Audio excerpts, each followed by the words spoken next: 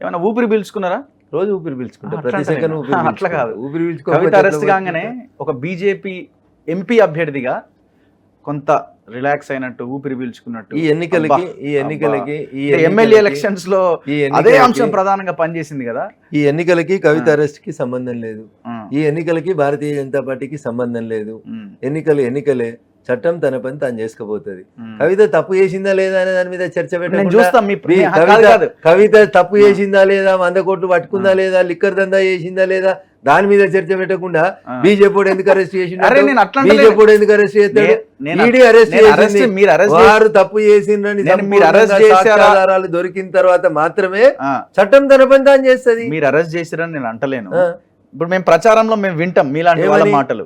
చూసిరు కదా అవినీతి చేస్తే ఎంతటి వాళ్ళనైనా లోపలేసినాం, చూసిరు కదా అని అంటారు మీరు. దాన్ని క్లెయిమ్ చేసుకుంటారు కదా ఎలక్షన్ లో. మీరేనే అంటలేను, ఎవరు పవర్ లో ఉన్నా క్లెయిమ్ చేసుకుంటారు. ఎవరు చేయం.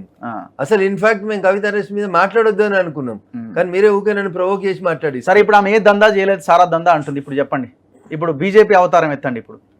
ఇప్పుడు సారాదంద చేయలేదని కవిత గారు చెప్తే కాదు, కవిత కంటే ముందు అరెస్ట్ అయ్యి ఆన్ బిహాఫ్ ఆఫ్ కవిత పనిచేసిన వాళ్ళు చాలా మంది ఉన్నారు. వాళ్ళకు కూడా కొంతమందికి మళ్ళీ నోటీసులు ఇచ్చిరని ఏదో చూస్తా ఉన్నాం పేపర్లలో, టీవీలలో. అదంతా చూపెడతారు కదా, ఫోన్ ఫార్మేట్ ఎవరు చేసిరు, ఫోన్ లో మెసేజ్ ఎవరు డిలీట్ చేసిరు, వాళ్ళందరినీ పిలుస్తారు కదా, ఎవరిని వదిలిపెట్టదు చట్టం.